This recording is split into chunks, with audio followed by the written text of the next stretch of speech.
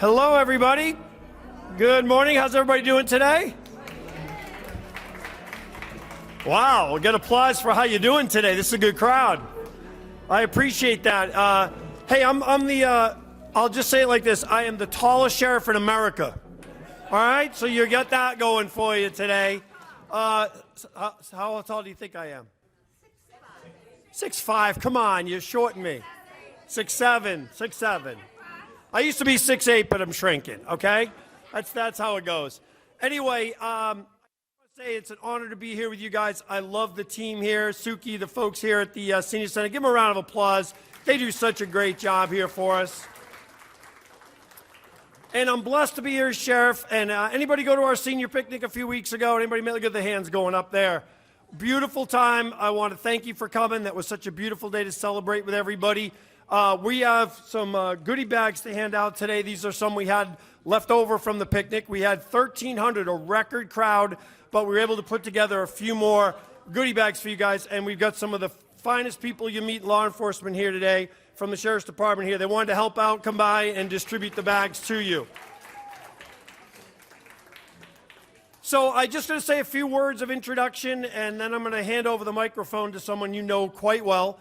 But it is great to be here in Worcester, the place I was born, at Hanneman Hospital in 1961. That used to seem like just a few days ago. Now it seems like a long time ago. But I was born in Hanneman, so Worcester's been my city for my whole life. Isn't it amazing to celebrate a 300th anniversary together of a beautiful community? And we get and I'm not going to be introducing him, but Mayor Anderson is here today, and it's an honor to have him in our presence and to see him again, Mayor. You look amazing, and I'm so glad to have you here with us today. So everybody will get one of these goodie bags. So this is here. I'll leave it. But you will have a chance to get that momentarily. And I just wanted to say a few words, just number one, on the 300th anniversary Tercentennial. I just want to say, wasn't it fascinating to read all the history of this great city over the last 300 years? I loved it. And I'll tell you just one example. You know, how many times have we driven through Kelly Square, but sometimes you don't stop and think about Cornelius Kelly, who gave his life in World War I, so we can have the freedoms we had today. And you drive through that all the time, and everyone jokes about Kelly Square. And there are so many. Brosnahan Square, a similar serviceman.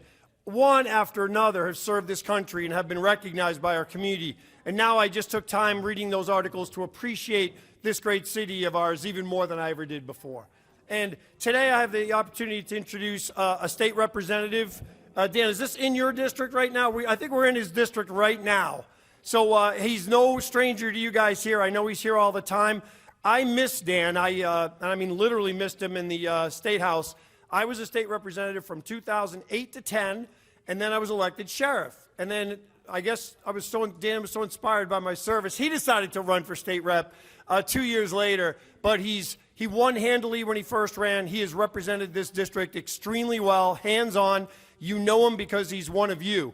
And he always remembers that serving this community is what he does first. And I will mention, Dan, here, he's very successful inside the State House as well as here in the community.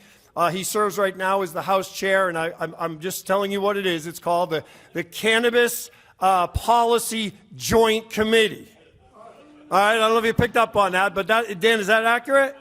That's the accurate statement. So I just wanted to introduce my good friend and your good friend and your state representative, and he does a great job, and it's always great to have him back here, Dan Donahue. Thanks so much. That was perfect. Thank you so much, Sheriff. And one thing he missed in the introduction is that I'm actually the exact middling height of a state representative. At about 5'10", so I don't have the same height. But thank you so much for being here, and thank you for all the gentlemen who are here as well, and passing out all the goodies. I know we always love to get swag here at the Senior Center, so it's great to see so much more here. But great to see everybody this morning. Happy 300th anniversary to our community. It's so exciting that we got to celebrate over the last couple days with the parade downtown. I don't know if anyone was able to see it on TV or go in person, but it's been a really great civic celebration the last week of our 300th incorporation as a community. I got to read this morning the Worcester Historical Museum put out the actual act, and I think as members of the Great and General Court, vote where the city was actually passed by the Mass State House saying that we are a city. So you get to connect yourself all the way back to the early 1700s, well before the Declaration of Independence and all the history that came afterwards. So I know I feel an immense pride in our city, living here my entire life, growing up in Quinsig Village. To see the city change and evolve over the years is really exciting. But I'm here, most importantly, to introduce, I think, a dear friend to the Senior Center and also to many people in this room, and that's Mayor John Anderson. So let's give him a round of applause first. So as we know, Mayor Anderson served our city as a mayor in the late 80s and also as a longtime city councilor, and was an advocate for the city and part of many of historic moments in the city in his own right as an elected official.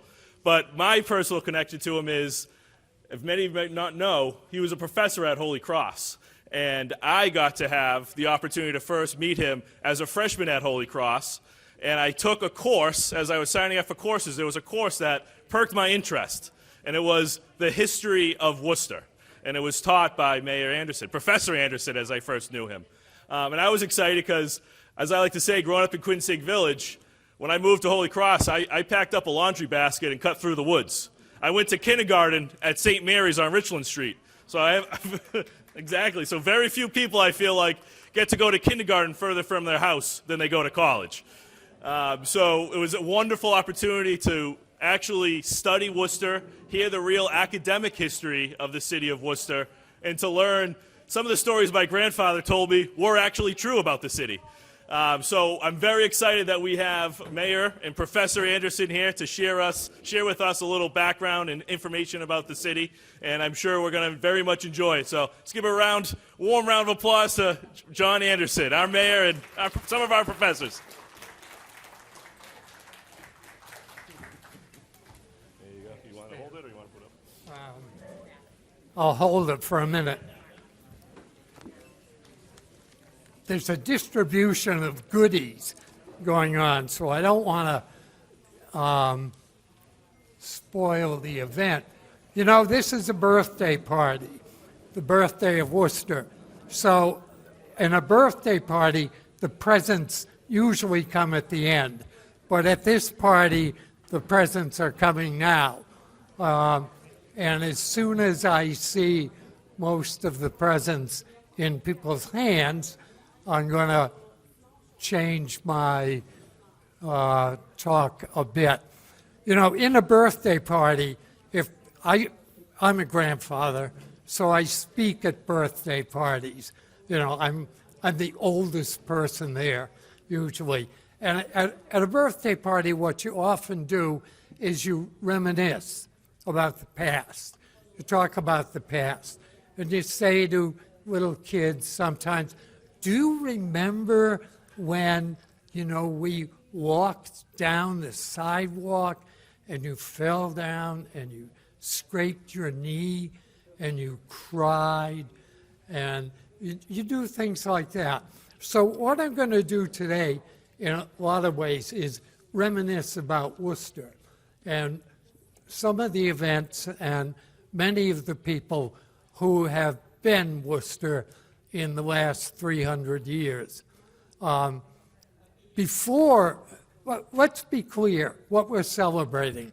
As Dan Donahue told you, we're celebrating the day in which the colonial legislature created a town of Worcester. There had been efforts to settle this area beforehand, as early as the 1660s. But permanent settlement didn't come until the early 1700s. And by 1722, there were enough people, maybe 200, to petition that a town be established. And the people wanted the town because they wanted to govern themselves. And so the legislature agreed and the town was created. I'm going to stop for a minute and pour my water.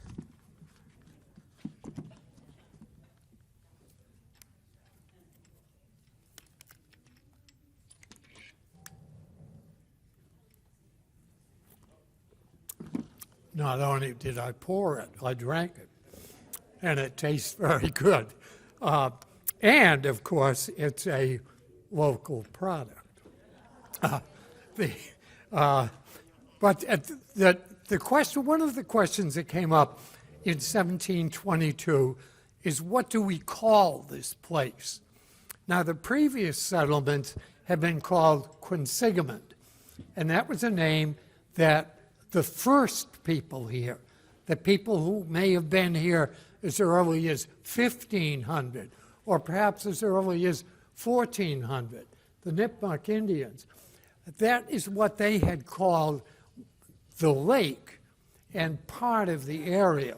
And they called part of it Packagug, and part of it Tatasset, and part of it Hassanamisco, all kinds of names from the Nipmuc settlers.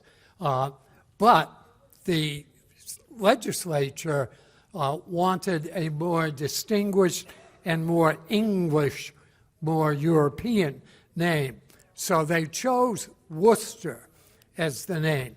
Worcester has stumbled, a word that people stumble over for years. I went to graduate school in Indiana, and when you told them you were from Worcester, they had a very hard time figuring out whether that was in the United States. But anyway, the legislature agreed to the name Worcester, and they did that because Worcester was one of the great battle sites in the English Civil War in the 1660s. And Oliver Cromwell, of notorious fame, Oliver Cromwell had in fact won the Battle of Worcester. So they wanted to commemorate that because it represented the kind of success that they saw themselves having in the New World. So the town gets named Worcester, maybe 200 people here. The big event for Worcester as a town, and the sheriff knows this better than any of us, I think, is that Worcester became what was called the Shire town. Worcester County was created in 1731. And so Worcester became the Shire town, where the lawyers came to the courthouse, where the jail was, all that kind of thing. And of course, if you got lawyers and a jail, you need people to service them, and people will come there from other towns, and the town began to grow, so that by the late 1700s, Worcester was a fairly prosperous town, maybe 1,000 people, maybe 1,200 people. But they were thriving and prosperous, but they weren't quite happy, not because of anything local, but because of what they saw as a very, very heavy hand of the British government, which got heavier and heavier in the 1750s and 1760s, and as we all know, to the breaking point in the 1770s. One of the people in Worcester in 1755 and 1756 was John Adams. John Adams had graduated from Harvard, 20 years old, needed a job, became a teacher in Worcester. But like many people, 20, male, ambitious, he wanted to become a lawyer. And in those days, there were no law schools, but you studied the law with a lawyer. Read the law was the phrase they used. So he began to read the law here, 1755 and 56. I mention that because not only does John Adams later become president of the United States in 1797, But John Adams in 1780 wrote the Constitution for the Commonwealth of Massachusetts. And the Constitution of Massachusetts begins, all men are created free and equal. Free and equal. And that's the first very positive statement in a government document, that all are created free and equal. On the basis of that, a court case in Worcester, just a few years later, brought by a man who was Native American ancestry and Afro-American ancestry, Quock Walker, brought a court case here, and the court, he had been enslaved. There were slaves here. He had been enslaved. The court decided on the basis of the Massachusetts Constitution he was free. And that's a symbol of something I think characterizes Worcester during its whole history. Worcester becomes a place where people are eager to extend the rights of other people. Excuse me again. The next 50 years, now from around 1790 to about 1840, see Worcester become a center of what one person called all the reforms, all the efforts to extend freedom and liberty.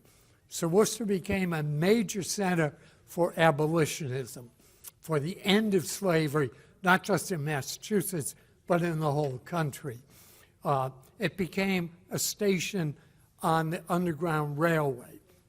And Abby Kelly Foster and her husband, Stephen, opened their home with its hiding places for runaway slaves, slaves who would run from south to north and find a place where they could hide before they went even further north to Canada to be free of the slave catcher.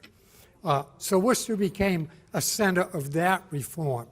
But Worcester also became a major center for women's rights, women's political rights, which were in most of the world, not just in the United States, but in the most of the world, non-existent in the 1820s and 1830s and 1840s. And I can go on to the 1920s probably.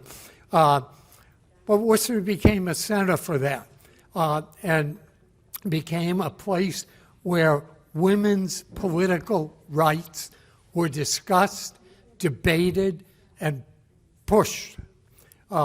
It became the site of the first two great women's national political rights conventions in the United States in a hall called Burnley Hall on Main Street in downtown Worcester. It became a focal point for women's rights, and all the great figures in the women's rights movement came to Worcester. It also was a center of the third great reform of the 1830s and 1840s, and that's prohibition, which many of us don't look on as a great reform. But 2 out of 3 isn't bad, right? Abolition of women's rights. But all this is taking place in a city that's also growing. In 1848, Worcester had gotten big enough to ask the state to give it a charter as a city. And that occurred on February 29th, 1848. And so Worcester becomes a city of about 20,000 people. But a growing city, a city in which lots and lots and lots of activity is taking place.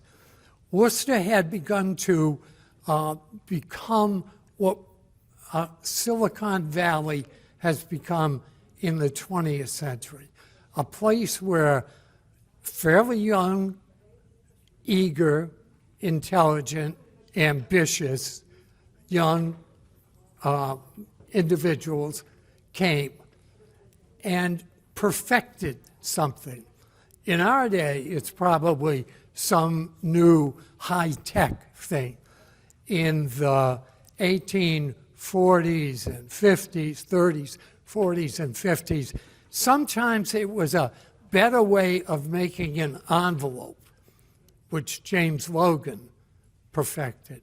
Or sometimes it was a better way of making carpets, which George Crompton perfected. Or a better way of weaving carpets, which Matthew Whittle perfected. Or a better way of putting abrasives on paper, which John Jepson perfected. Or maybe a better way of making skates, first ice skates and then roller skates, which Ivor Johnson perfected. So there were all kinds of people here doing those things. And of the men I just mentioned, the average age is 26. These are young people coming to Worcester and developing things. Some of them, like Ichabod Washburn, didn't have far to go. He came from Leicester to Worcester and perfected a better way of drawing wire. But some of them, like Ivor Johnson, came from Norway, from the coast of Norway to Worcester. And John Jepson came from southern Sweden. And James Logan came from Scotland. And Matthew Woodall came from Kidderminster, England. So they, by our standards, are immigrants coming here. And others came. I could give you a list of 30 or 40 people inventing things as strange to us as the calliope, which is invented in Worcester. That pattern of inventing and perfecting and building runs through Worcester's history. And in our day, your day, and my day, it goes on. Let me mention some products that you're probably all familiar with. Near East pilaf, right? Wonderful product. We have it at home 2 or 3 times a week. Invented by a Worcester woman, right? Yes. And she and her husband had a luncheonette, as they were called, on Lincoln Street.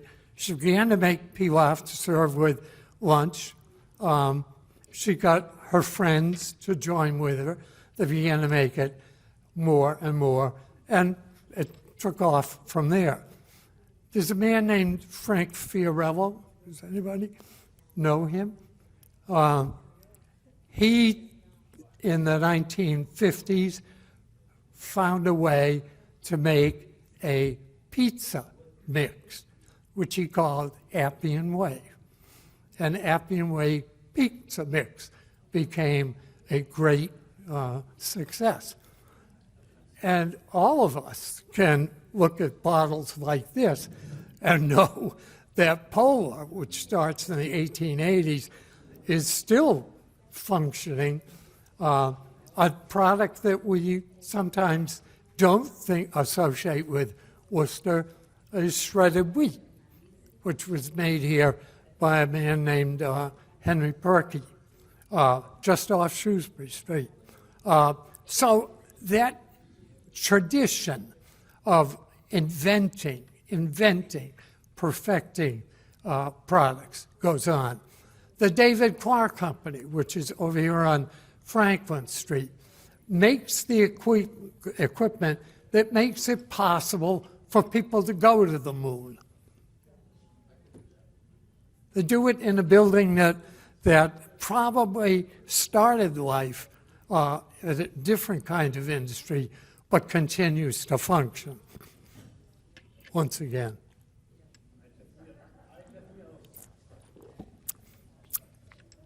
It's not gin. But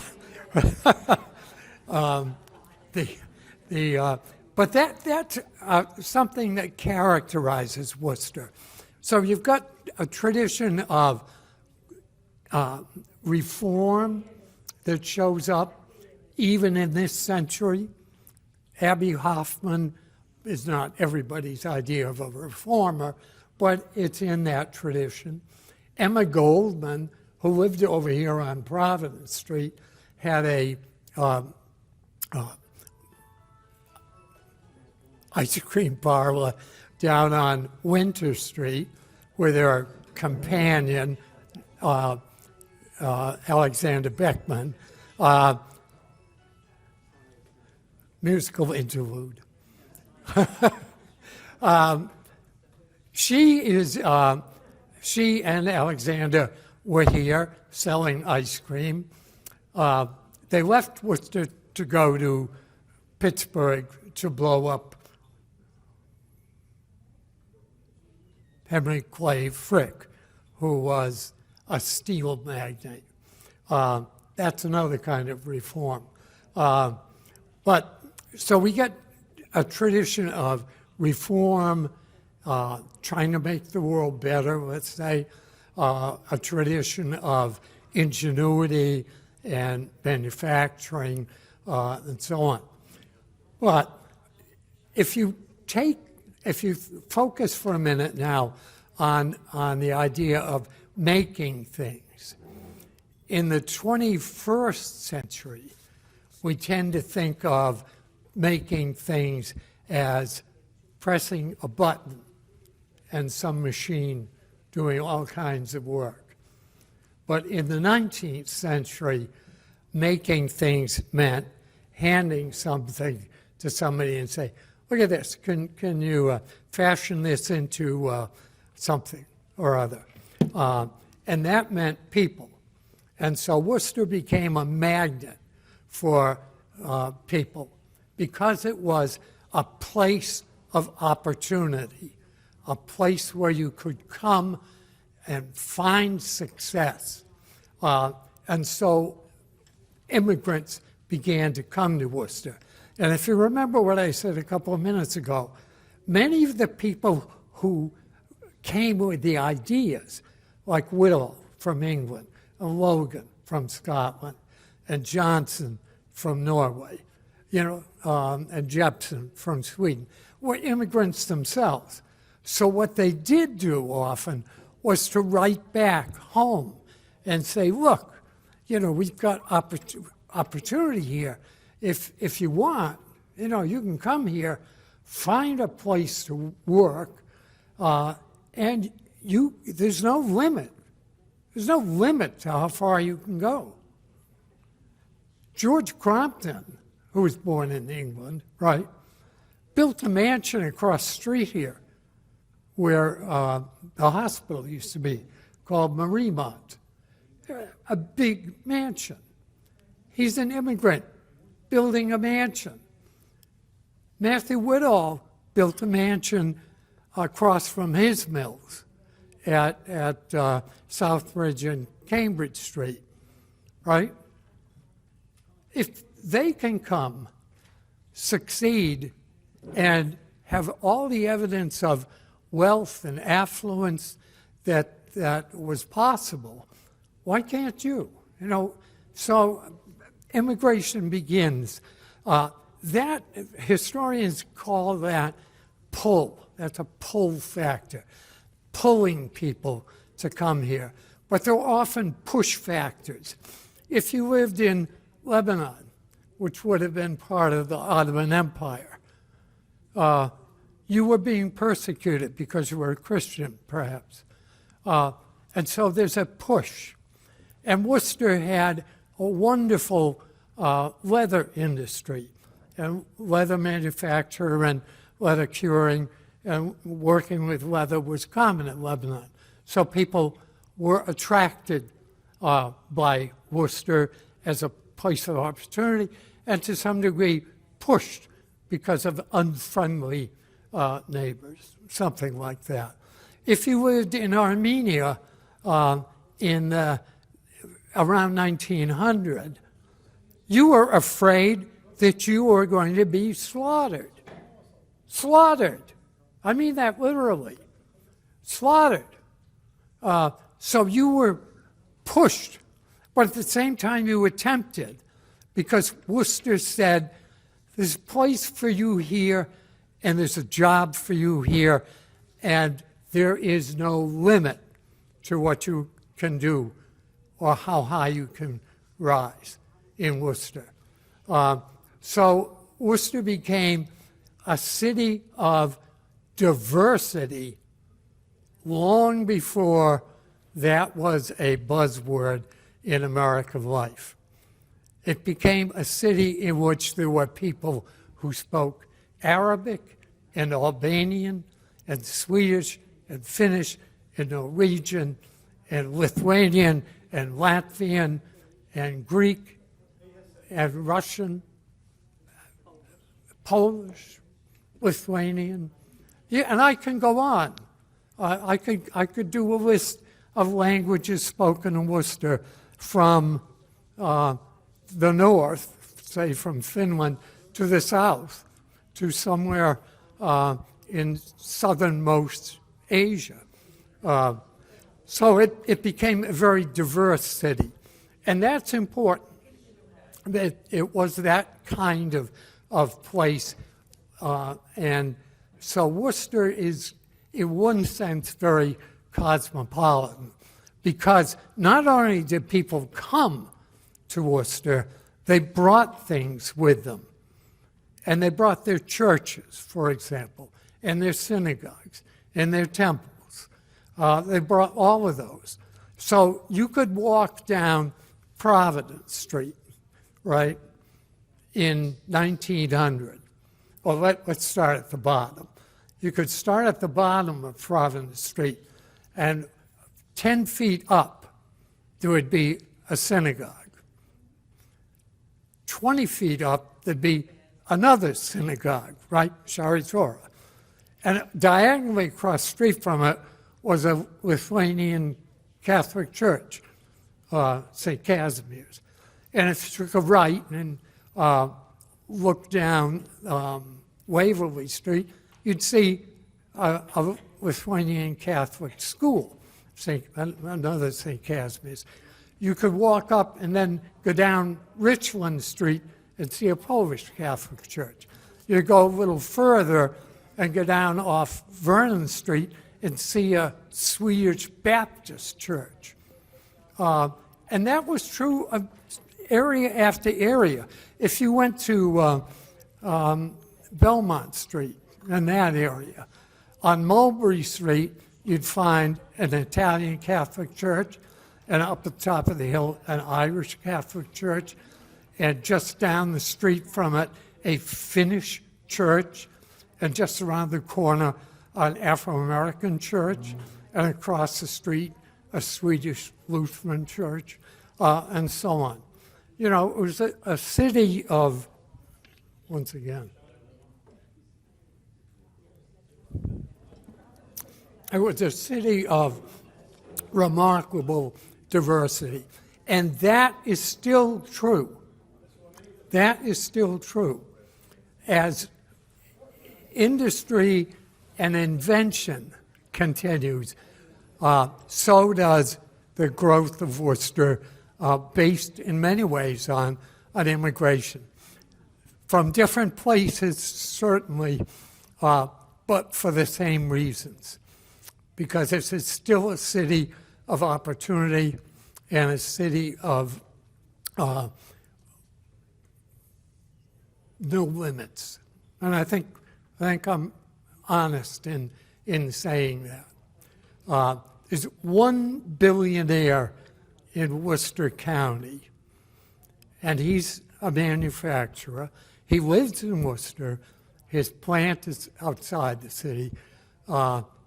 He is an immigrant. So he is 21st century proof that if you have ideas and skill and talent and perseverance, you can get to the top. This is a limitless society. Well, beyond that, once the city is doing well, and it's getting rich, right? What do? What happens? Two things. You have a lot of money and a lot of time. The money is not hard to do with. You start some very nice cultural products. You build hospitals. And Washburn, who made money in wire, endows what becomes Memorial Hospital. Stephen Salisbury, who made money not from manufacturing, but from land. Stephen Salisbury endows the Art Museum, right? And gives the city a lot of parks, too. A man named Bigelow made a housing development right near Lake Quinsigamond and gives the city Lake Park, that kind of thing. But you also have time. Beyond money, you have time. So what do we do with extra time? Well, you can have some sports, maybe, right? Professional or even semi-professional sports. You've got the time now to do certain things. You don't have to work all the time. And so sports become a part of Worcester's life. And some great sports figures develop in Worcester. Worcester is the site of the first perfect game in baseball history. That's in Worcester. A man named J. Lee Raymond pitched a perfect game. Not bad. Perfect game is 27 batters, right? 9 times 3. Nobody gets on base. That's it. So that took place not on June 14th, but on June 12th. 2 days ago was the anniversary of the first perfect game. It was pitched on the west side, what was called the agricultural ground, and there's a marker over there at Seaver Street about it. Second, and Worcester had a team in the National League then. The second game, perfect game in National League history, was 2 weeks later. The third perfect game was in 1964. Not bad, not bad. Worcester also, as I just said, had a team in the National League in 1880, 1881, 1882. Some people think they were called the Brown Stockings, and other people think they were called the Ruby Legs. The second one sounds, I don't know, pretty sexy, I suppose, but the Ruby Legs for a ball team is a little strange. But whatever its name, it didn't do too well in the third season, came in last in the National League. The team went out of business. But the franchise moved to Philadelphia. And the Philadelphia Phillies, in effect, are the Worcester Brown Stockings under a new name. And Philadelphia also has another connection to Worcester sports history, baseball history. Not the Phillies, but the Athletics. Their great manager was Connie Mack. And as you all probably know, Connie Mack was from Brookfield, East Brookfield, Massachusetts. his son, Earl, coached at Worcester Academy down the street here. And he spotted a player and told his father about a player from Worcester named Bruno Haas, Haas. And Bruno holds a record, too. Bruno's record is for the most walks given by a pitcher in a single game. And his 16 walks are a record. I'm not sure anyone wants to have that as part of their memory, but anyway, it's still a record. Somebody tied it a few years ago. So Worcester has that. And Worcester's tradition of sports goes on. There's a woman named Albina Ospinovich, who is from this area, who won the gold medal in the 1928 Olympics for swimming. And then we do have more recent fame with Bob Cousy, right? Who I think not only has a statue at Holy Cross, he has one downtown too. My point is that people now in Worcester are enjoying life. They're not just doing well, but they're enjoying things. And they're beginning to appreciate that the people next door aren't just different, but that they're interesting.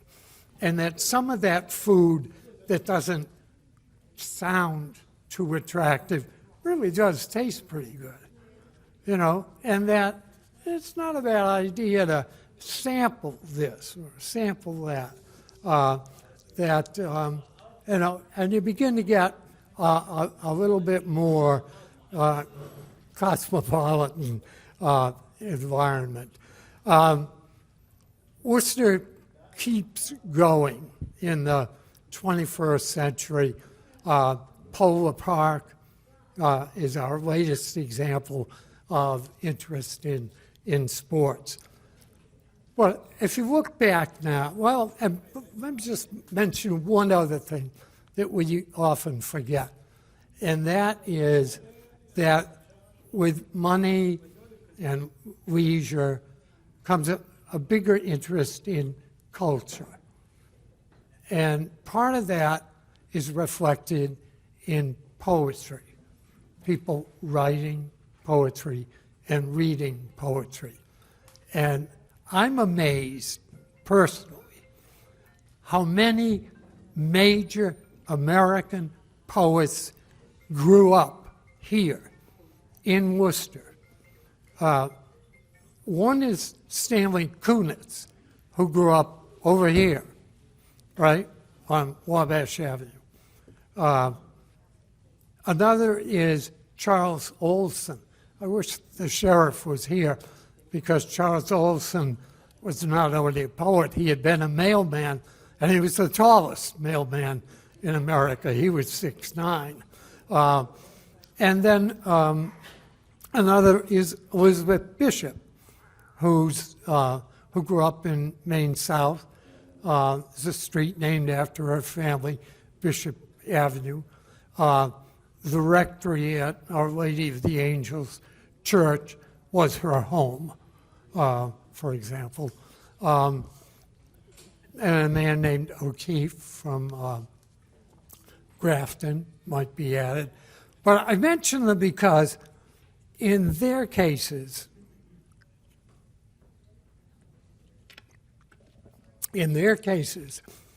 they have all written a poem about Worcester. Elizabeth Bishop wrote a poem called On Going to the Dentist in Worcester, Massachusetts. And it's about going to the dentist, sitting in the waiting room, reading the National Geographic, and hearing somebody in the dentist's office going, you know, that kind of thing. Charles Olson was as I told you, 6'9".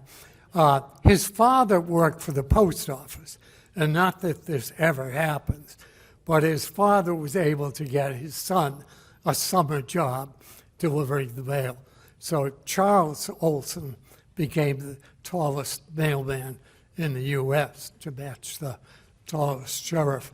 But more important, he wrote a poem about his father's mail route, which was on Alvarado Avenue and Coburn Avenue, you know, that area in Lakeview, or right near Lake Quinsigamond. It's a great little poem about Worcester, a part of Worcester. And it's a great little fact that you get a man who becomes a world-famous poet writing about his father here. You know, his father here. And that's as much a Worcester connection as anybody can make or anybody can have. So when you add all this together, and dozens of other things, and probably hundreds and hundreds of other people, you look back at the 300 years and you say to yourself, what has brought Worcester from being a little town on the frontier, a couple hundred people, to a couple of 100,000 people right now, a center of medical research, a center of education, still a manufacturing center, all of those things. Well, some of it is initiative, some of it is immigration, some of it is ingenuity, but I'm going to add a word that I think most explains Worcester, and it's a word I've kind of had to create to cover what I'm talking about. And I would say it's because Worcester is indefatigable. And it has that quality called indefatigability, which is 7 syllables, right? Indefatigability means a resistance to giving in.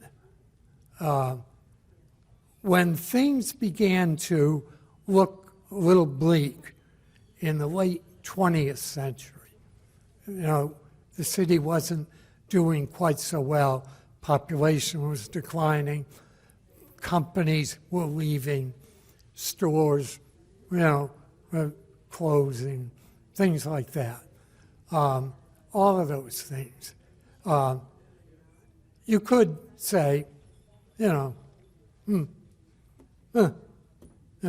why do anything? You know, it's the way it is. Who cares? What the hell? But in Worcester's case, what happened was what City Manager Augustus called the other day, just before he left, a pivot.